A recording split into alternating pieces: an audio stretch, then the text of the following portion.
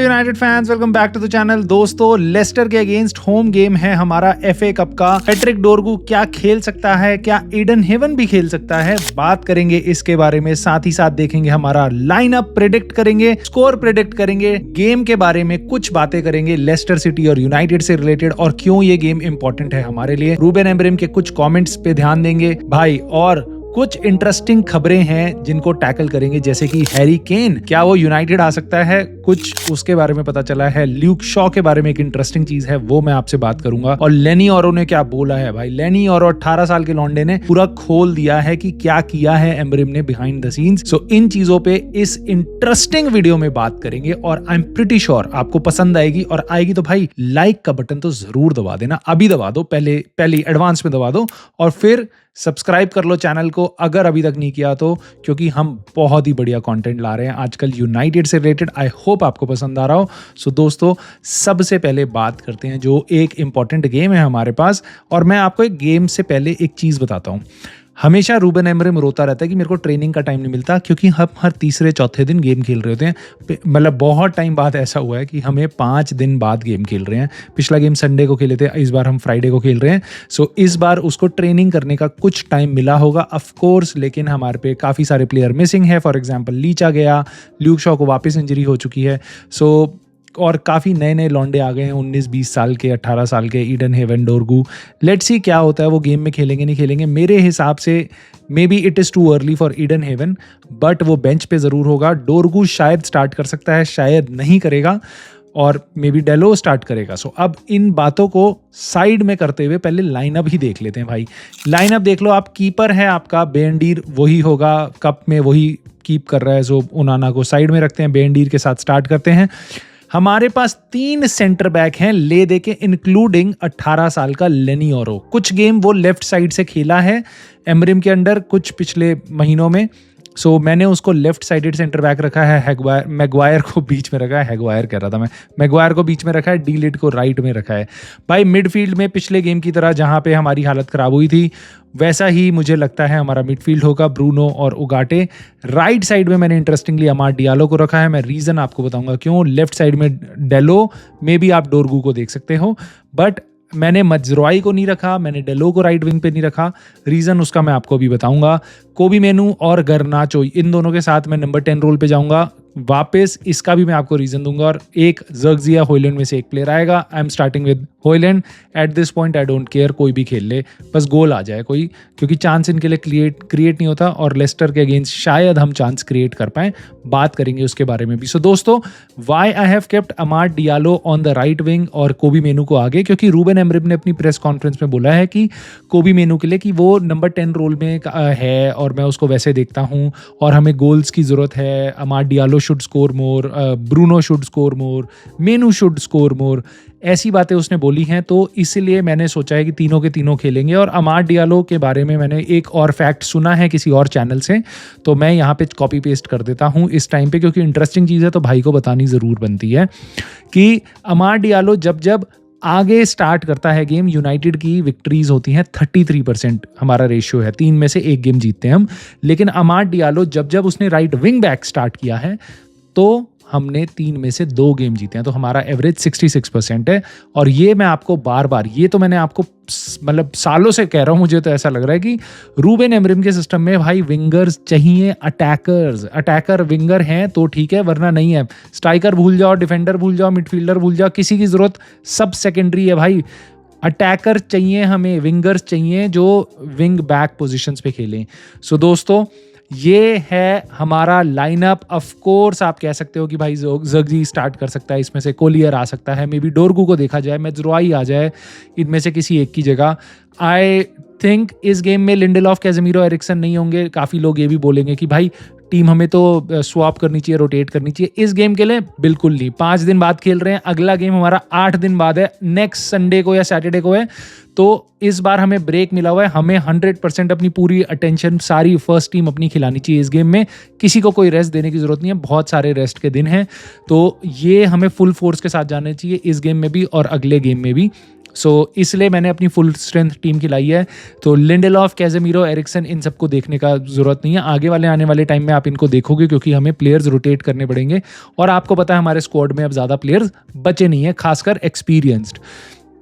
Wild card entry हो सकती है एडन हेवन की, बट आई सस्पेक्ट कि वो बेंच पे दिखाई देगा शायद।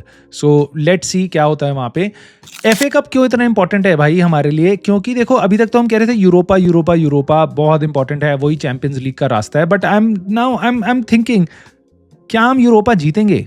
जैसी जनवरी ट्रांसफर विंडो गई है, आई डोंट थिंक सो हम यूरोपा जीतेंगे और एफए कप भी जीतेंगे, बिल्कुल नहीं। 32 टीमें बची हैं भाई, बड़े बड़े क्लब्स अभी बचे हैं, उनके बारे में भी बात करेंगे। बट मुझे लगता है एफए कप वापस, अगर हम चैंपियंस लीग में नहीं पहुंचते, यूरोपा नहीं जीतते, जो कि ऑलरेडी काफ़ी मुश्किल है हमारे लिए, सो हमें पूरा एफर्ट अपना एफए कप में भी मारना पड़ेगा। प्रीमियर लीग मेरे ख्याल से अब तीसरे नंबर की प्रायोरिटी है, एफए कप और यूरोपा ही हमारी टॉप 2 प्रायोरिटीज़ हैं।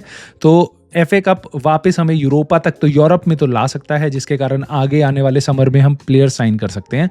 दोस्तों इस गेम से पहले मैं आपको बता दूं कि और भी गेम्स है, काफ़ी इंटरेस्टिंग है। देखो ये दोनों प्रीमियर लीग की टीम्स भिड़ रही हैं, ऐसे ही काफ़ी और टीम है। बोर्नमथ और एवर्टन का गेम है, एवर्टन में आई थिंक सो वो इंटरेस्टिंग गेम होने वाला है। ब्राइटन में गेम है चेल्सी का, वो इंटरेस्टिंग होगा। और भाई विला के होम में खेलेगी टॉटनहम, तो रैशफोर्ड को भी शायद आप देख सकते हो और मैथ्यूस टेल को भी उस गेम में देख सकते हो, वो भी इंटरेस्टिंग गेम होगा। बट हम अपने गेम की बात करते हैं, ये भी इंटरेस्टिंग है। क्यों? क्योंकि अभी तक इस सीजन में ऑलरेडी हम 2 होम गेम विन कर चुके हैं लेस्टर सिटी के अगेंस्ट। यूजुअली आज तक हमने किसी भी एक क्लब को अपने होम में एक सीजन में 3 बार नहीं हराया, क्योंकि मोस्टली हम काफ़ी क्लब्स के साथ होम गेम 1 बार 2 बार 3 बार नहीं खेलते हैं। तो इस बार ऐसा हुआ है कि शायद हम 3 के 3 अलग अलग कंपटीशन में अपने होम में खेल रहे हैं लेस्टर के अगेंस्ट। सो प्रीमियर लीग, एफए कप और आपका कैराबाओ कप। सो 2 बार हम उनको हरा चुके हैं। इंटरेस्टिंगली दोनों बार उनका मैनेजर था उस टाइम पे यूनाइटेड का रूड वैन निस्टेलरॉय, जब हमने लेस्टर को हटाया था, और अब लेस्टर से वो आ रहा है मैनेजर बन के।